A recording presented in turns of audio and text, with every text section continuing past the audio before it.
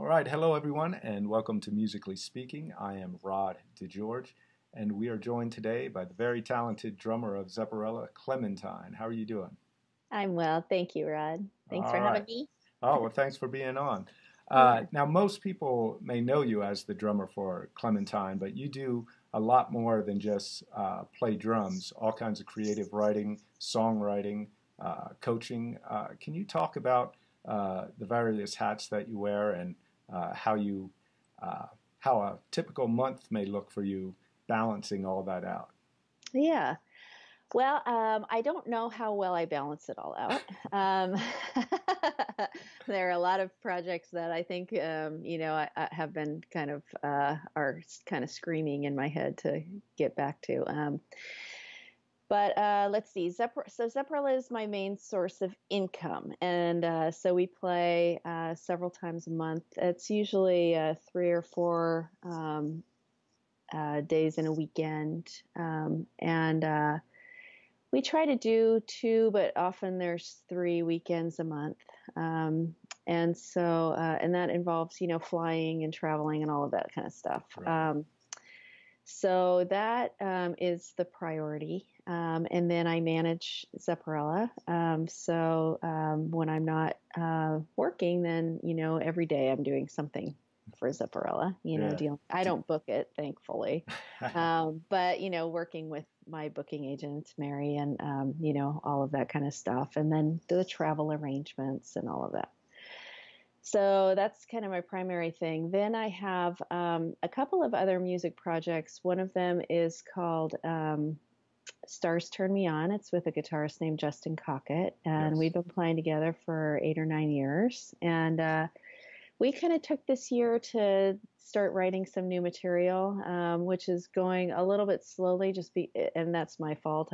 He's been writing, and I have to get to lyric writing, which is a completely different headspace than a lot of the stuff I've been working on. So, I imagine having like it kind of fall on me and like, oh, this is what I do now. Then I have another project called Beau Chevaux, and that's with the Angus Young of Hell's Bells, the Oh, yeah, she's AC/DC, great. Adrian Connor. Yeah. Yeah. And we just finished an album this year, and so now we're trying to figure out how we're going to perform it live, and start thinking about getting it, releasing it, and what that's going to look like. So that is something that I'm dealing with.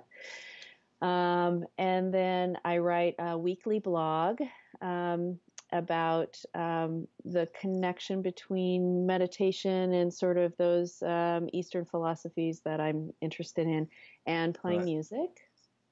And Very that's cool. called Bliss and Drumming. And then I'm writing a book, a children's book with Oh, wow. a woman. Yeah, and that I have the last batch of edits to do. And so that's happening. And then I've been doing coaching for the past year in teaching, doing guided meditations and some energy healing stuff that I have learned over the past 30 years. I'm really interested in the connection between mind, body, spirit stuff. So, Yes, very cool. Yeah, I think that as we were talking just a few minutes ago, I think that's something that a lot of creative people are interested in, or at least have experienced that, whether they label it that, they experience a certain connection when they're creating. So I think that's something I'd like to talk a little bit about as the interview goes on, but that's something that I think could be of great interest to a lot of people. yeah, And it's certainly fascinating to me. yeah, me as well. Now, yeah, so I can see how you struggle to balance all that. Uh, Yeah, what I've kind of started doing, and this is probably, not what anybody should do, but what I've started doing, the way my month looks is when I wake up in the morning, I just see what wants to happen. And that, sometimes that can be frustrating the people I work with because they wish that I was spending more time on there. And then it's kind of like the squeaky wheel. Like if somebody calls me and says, hey, get this done, then I definitely like map out, okay, these are the days that I can, that Right. I'll work on that. But anymore, I have a shuffling priority list in my head of what feels right. Some days I don't have a lot of Zepparella work, and so I know that when I wake up, from the minute I wake up, I can be in a creative mindset, which is a lot more conducive to writing. Yeah. Or I can say, well, whenever I'm on a plane, I always do a lot of writing, just to kind of pass the time. And also, it's just a great kind of insulated place. And then maybe I have a bunch of stuff I can edit, work on editing. And so editing is a different mindset. So, every day really depends on, how many energy work calls I have with people. That'll be a real meditative day. And yeah, unless something is, calling my attention, I really try to just be in a flow of what is calling me at the moment. Yeah. Yeah. And that seems to, I assume that would seem to uh, help the workflow move better than trying to force yourself to do something that you're just not feeling that day, you know? Yeah, I think it's a balance. When I was started writing music myself, I've been a drummer for 25 years, but about maybe 12 years ago, I started writing songs. Maybe 10 years ago, started writing for myself. I found that I would go into the studio and I knew that I had, say, 1 or 2 days of the weekend. This was when I was working a full-time job. I would think, well, I have 1 or 2 days of the weekend where I can completely just sit in the studio and be in the whole thing and work. Right. But if I went to the studio 2 times after work that week and just sat and said, okay, I'm going to work on writing music, a lot of the times I just wasn't in a creative frame of mind. Right. And so a bunch of junk would come out, like not usable stuff, or I get distracted by trying to program a drum machine, and that would be the whole day. Yeah. But what I found that is if I did that just a couple days during the week and I felt like I wasn't getting anything done, then when I went in on Saturday, all of that baloney was done and I could just go in and things just seemed to kind of fall out. So you use those days to clear out all Yeah. the junk mind chatter or whatever's stopping the flow, break down the walls, so to speak. Yeah. Yeah, it's kind of like all that stuff needs to come out. Even, in writing, it's like they say, if you wake up and you just like write and just write a bunch of garbage that you're never going to look at again or anything. But it's kind of like it's like clearing the tap out so that Yeah. when you do have that, you sit down and you are inspired and you do have the magic, creative mojo going, then all of that stuff that's already cleared out. You don't have to, it's got to come out somehow, Right. so you might as well just. And I think in that case, working as a dedicated, having a specific schedule, I think is very helpful for, Yeah. that kind of stuff. Yeah. Yeah. Very cool. So Now, it's balance. yeah. Now, handling all the management stuff for Zepparella, I assume that is a totally different mindset than whether it be writing your blog or writing music. So is that easy for you to jump back and forth, or does that take some mental preparation, or like you said, scheduling, or how do you do that? Yeah, I guess I could. I guess there are some days where like, oh God, I got to do accounting, or something like that. Um, but honestly, I really just don't fight it. I know it needs to be done. I know that if I'm delinquent for a week, I'm really just not in the flow of it, and I'm not thinking about it, and I'm just kind of doing a half-assed job. I know we're going to show up to a show and I'm going to have rented the wrong size vehicle and we're going to have to take cabs to the hotel and I'm going to have to wake up at 8 in the morning and I have to go down to the airport again, like what happened last weekend. So, so it's just, I know that the more that I can just, and I can say just for today, it's just an hour. Let me just do an hour of just like looking at the shows coming up, making sure what's happening, addressing all the issues, going through the Facebook, answering people, all of that stuff, mailing merchandise. It's just like if I just give myself an hour or two every day, then it doesn't back up. And sometimes it takes, if we have a big, bunch of shows coming up, it'll take me, I'll spend the whole day, with plane tickets and car rentals and all of that stuff. But more and more, I just kind of bite off little chunks and then just be done with it, clear out, and then know that once that's done, the rest of the day is good for me. Right. Now, for any advice to someone who is trying to make a full-time living as a musician, I know not all, but there's a lot of musicians out there who just may shy away from the work that it takes to become a full-time musician.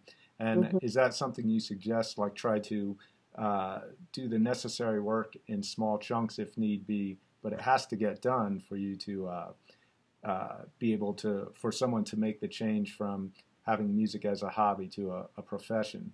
You know, a lot of people don't quite get there as far as making a living as a musician. And a lot of times it could be, not necessarily always is, but it could be that they're just not willing to put in the work.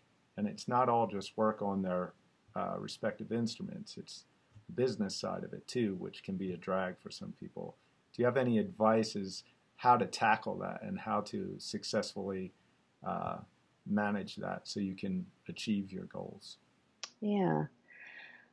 I think people are drawn to the type of work that they have an affinity for, that they have a natural thing for. I mean, there are some people who are fantastic musicians. They put everything they have into playing their instrument, but they don't really have the interest in any of the backstory. Right. And in that case, like, how wonderful to be a musician who gets called up for a gig and shows up and everything is taken care of for them. Yeah. And that, I think that's a lot of musicians, actually. And then there are other musicians who just need to be in charge. Often drummers. If you look around, it's often that way. I don't know if it's just because they have so much shit to deal with that gear to deal with, that when they show up, they want to make sure that they have time and like space to like do Right. the things they need to do. That's kind of how I always felt about it for me. But yeah, I think making a living as a musician, um, I think it's the same with any art form. Making a living at it and being in love with the art form are really two different things. And, Right. for me, for instance, in my whole career as a musician, I have been in bands. I've been hired for studio work, but I've very rarely been hired just to show up to a band and play shows, Mm-hmm. or to put myself out there like, okay, I'm going to be, a session drummer in town. That part of it has never really appealed to me. And a Right. lot of that was because if I'm not feeling the music, or I'm not feeling the direction of the music, I just don't play well.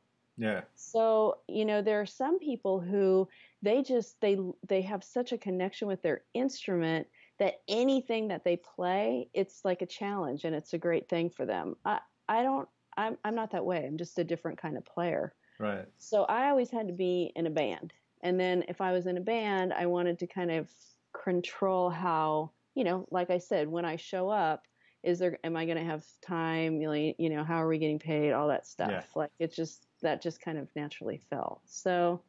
Um, so as far as the work goes, it's kind of like, see where you want to work and then focus on that. Like, if Yeah. you really are the kind of musician who would love to be called like, hey, come and play funk today, and hey, come and play, blues today, and hey, come and play in a party band tomorrow.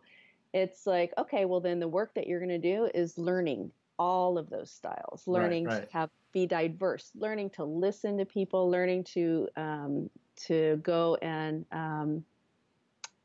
meet a bunch of different people, be in a bar every day, and like open up opportunities by networking and all of those kind of things. I mean, that's a gift in itself. Yeah. Those people who I think of Angeline Saris. I mean, she has her own project as well, but I mean, she's, one of the number one call bass players in the entire, now a lot of places in the United States, but especially in the Bay Area, and she gets called for work all the time.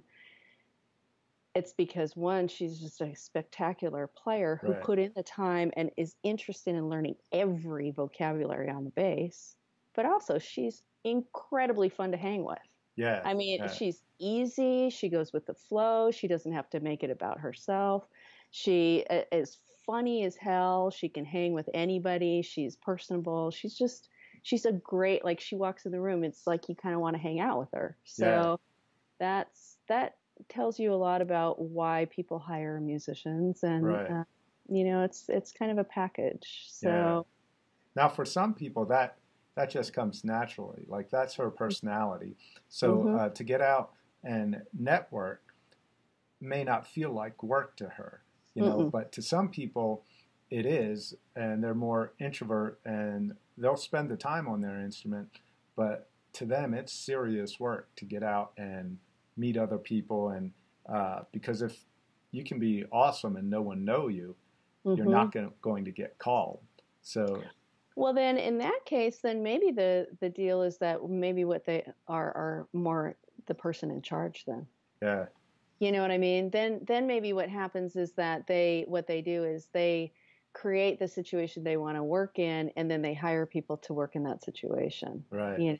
That I think that's more along my lines. I'm not really. I don't go out, and I'm not. I'd rather be home. Yeah, All the time. And so I'm not really that way. So so I just tried to create the situations that I wanted to play in, and it's a right. different kind of work. It's a lot of work, but it's just a different kind of work. It's kind of what you're drawn to. When I've met people who are career touring crew, sound men Hmm. and crew that have toured all over the world with the big bands and everything. The one thing that I notice about them is that they really they can just deal with any problem. They don't, like, something goes wrong, the bus slides down the hill with all the equipment in it because it's icy and like somebody didn't put the parking brake on. It's like I've heard all of these stories of this crazy stuff. Like the flight was canceled and they had to, like, fly 15 hours and get off the plane and go to the festival and like set up this show all day, Yeah, stuff like that. They're just they go with the flow. And I think, in the music industry, that might be unless you're wildly talented and everybody wants you, that might be maybe the number one thing to cultivate in yourself, yeah, is to just accept the moment and just let it, realize it'll change, and do what you can. And that's kind of where some of the meditation stuff comes yeah, in. yeah. I think that's great advice. I mean, for life in general, but especially when you're working with other people, like musicians have to engage with other musicians, whether it's long term in a band or whether it's moving from if someone calls you up for a show, you have to instantly get some sort of connection with these other musicians and make it work for the night to continue to get more work. Because Mm-hmm. if you don't connect on a personal level, no matter how good you are, people aren't going to want to travel with you or constantly Mm-hmm. have you. So Mm-hmm. I think And that's a lot of that is ego too. It's yeah, like if you have such a strong ego, like I need it this way, and just really, it's like nothing is for sure here. You don't know. They say you're going on at 9, but you might go on at 11. exactly. I mean, Yeah, they say that you're going to have a good monitor, but might not be able to hear anything. you know. exactly. So Yeah, it's just, it's like you just got to go. You you got to got to roll flow with with it. it. Yeah, Yeah, and try exactly. not to make your issue so big that everybody in a band is affected. A band is like a big morphine gelatinous thing, and if when one person has a problem, it really sets the whole thing off kilter. Yes, So, exactly. yeah. Yeah, yeah, that's cool. Now, was Zepparella your brainchild? Did you think, oh, I'd like to do a tribute to Led Zeppelin? Like, did you come up with that, or how did this whole thing come about? Yeah, I had an idea for a Led Zeppelin band a couple of years before, when I was playing in my original band called Bottom from New York City. Okay. And I approached the girls in that band, and I wrote out a list of songs, and I was like, hey, this would be really awesome to kind of to do this, get additional work or whatever. Right. And they didn't go for it. And so this idea kind of just stuck around until a few years later when I was in a car with Gretchen and I said, we were kind of lamenting that we weren't working a lot in the band that we were both in. And I said, well, I've always wanted to play Zeppelin stuff and I have a list of songs that I think would be cool. And she said, well, can I be in the band? And I'm like, which is such a Gretchen thing. It's like, of course you can be in the band. Yeah. You want to be in the band, you're in the band. So she says it was my idea, but I mean, I think it was us both deciding to do it at the same time that really made it happen. That's cool. Now, with whether it was intentional or not, like having an all-female Led Zeppelin tribute is a great marketing idea. But there's a difference between, or there can be a difference between a gimmick and smart marketing. And as soon as someone sees the band, they see, or hears the band, they see that there's a lot of talent on every level of the band. So that whole gimmick thing should go out the window. However, I'm sure at some shows you still have people who focus on the fact that it's an all-female, and sometimes they may still look at it as a gimmick. Does that ever get to be a drag, dealing with that type of attitude, whether it's within the industry, the people at the venues, the sound people, or it's the people who are partying all night at the end of the show coming up? Yeah, that's a tricky question, and it's something that I fought for so long. I love playing this music. I play it with people who have the same sort of work ethic and kind of desire that I have. I've always been in female bands. I don't really know why. There's just something. I play with men as well, but like the bands that I've been in, they've been mostly female.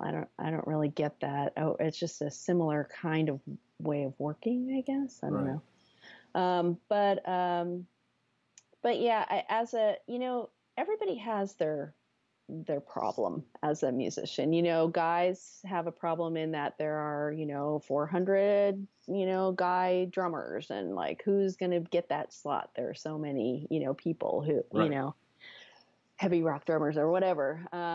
And for women, it's like, at first it's like, ooh, she's a girl and she plays, hard rock. Woohoo. And then she kind of starts, and then things start kind of moving along, and then it's kind of like, oh, well, it's a gimmick, and a tribute band is that way because it is playing somebody else's music, and so, and there are a million tribute bands, and there are good ones, and there are really good ones, and there are really ones that, it feels like people are not, I don't know, that they're doing it for strange reasons that make the music suck. And, you go to see them and you're just like, I just want to throw something at you. Yeah. Like, stop it. I don't know why you thought that you would make money doing this, but it doesn't work. Don't start a tribute band to make money. It doesn't work. I'll tell you right now. So it's, and it's a bummer for, it can be a bummer sometimes because, you are, I put so much work into it, so much work in learning my parts and coming up with my parts and developing my drumming. And, at the end of the day, I'll always just be a tribute band drummer. And, in a lot of people's eyes, in music, equipment eyes, I can't be endorsed by anybody because that's what I do, is be in a tribute band and stuff like that. And that's fine. I mean, there are so many original bands that are so awesome, then great. It's fine. I think that, for drummers especially, there are a lot of drummers who join bands that never write a note, in the band, and they get hired to play a part. And a lot of times they play somebody else's parts. They're stepping in for the original drummer or something like that. And I don't really understand what the difference is in that as far as drumming goes. But at the end of the day, it's it's billed as a tribute band. We get benefits in some ways where a venue knows what their audience is for the band and knows how to market it. And so it's easy that way. Right. Original bands, it's difficult. And so I know that I get a lot of benefit from that Yeah. in the band. And then as far as the respect goes, you don't get as much of that. But then that's not really, I mean, what's important to me is get on stage and get off stage and have people happy, you Yeah. know, and have us connected. So I guess that's kind of a roundabout way of saying I don't know. There's good and bad. Yeah, You know? yeah. Now, the reason I brought that up is because, like, when I interviewed Gretchen or when I interviewed Nili Brosh, that never popped into my mind about talking to them about being a female guitar player. But when I came to see Zepparella, I thought you guys were awesome. And it was a great show. And afterwards, I hear some guys talking about, man, for a girl, you really played it. And I'm like, why does that even, I didn't even think of that. Why did that even enter your mind? You know, so that's why I bring that up, especially after a show. They just saw you play. They just were going crazy because you did a great job. Why does being a male or female have anything to do with it? And I just remember standing next to someone who was talking about that, just thinking, why does that ever come up? And I thought that could be a drag sometime. You're like, you know, I just played my tail off and you're talking about me being a girl or something like that, you know. I can assume that could get old after a while, you know. Yeah. Well, thanks for all the kind words, Rod. Yeah. I mean, I think the thing that makes me happy is when you talk to a 10-year-old these days, they seem to have none of that. Yes. Yeah. You know, so I think it's just an old way. I think we're just changing. I mean, you know, when I started playing drums, I was in my 20s, but still, I remember going into a drum store and asking to see a kick pedal, and them saying, "Oh, is it for your boyfriend?" You know. So, and I remember saying something like to my drum teacher about that, and he said, "You know, it's not that they don't think you can do it; it's just that there's just a big empty hole in their brain where you don't exist." Yeah, that's true because Yeah. people just don't see it or think about it, I guess. And but yeah, like you had said, you don't see that as much with the younger generation, which I think is good because Yeah. that means things are changing. Yeah. But yeah, that just struck me because, you know, I wasn't, that didn't even enter my mind. And to hear someone say it, I'm like, why would that even come up? You know, that's Yeah. like, wow, you play great for having blonde hair or blue eyes, you know? What does that have to do with playing? But yeah, so I just thought to myself, wow, that can be a drag if it's time and time again. But, you know, I'm sure you get used to it too, but it's... Yeah, it's funny. It's just, I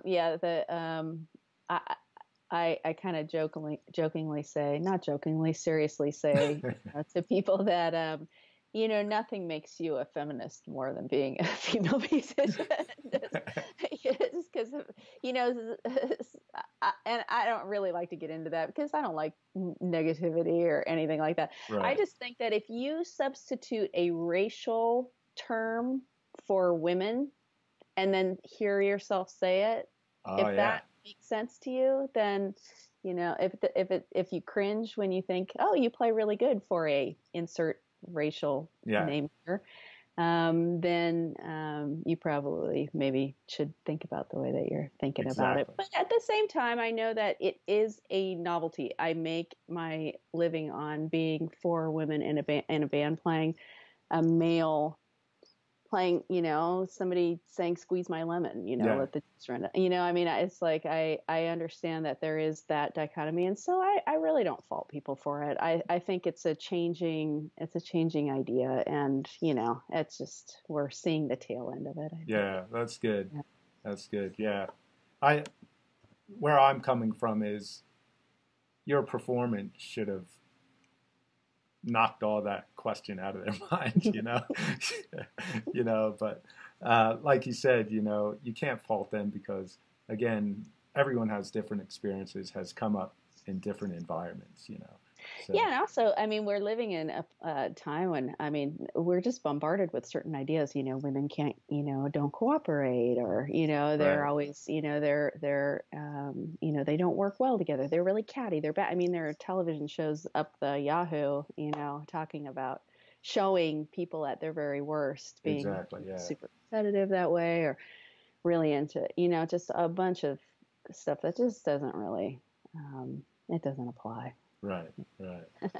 Now, as we said earlier, you are also a lead vocalist and a songwriter, uh, and you talked about some of your projects. Could you tell me about what you have going on solo-wise? Maybe some of them that you say you're not putting as much time in as you may like, or what's going on musically outside of Zepparella?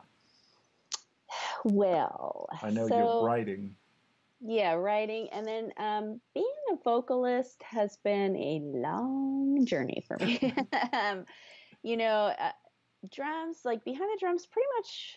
I think after the first show, from then on, pretty much anytime I got behind the drums, I was like, I just had no fear. I was just, it was just my milieu.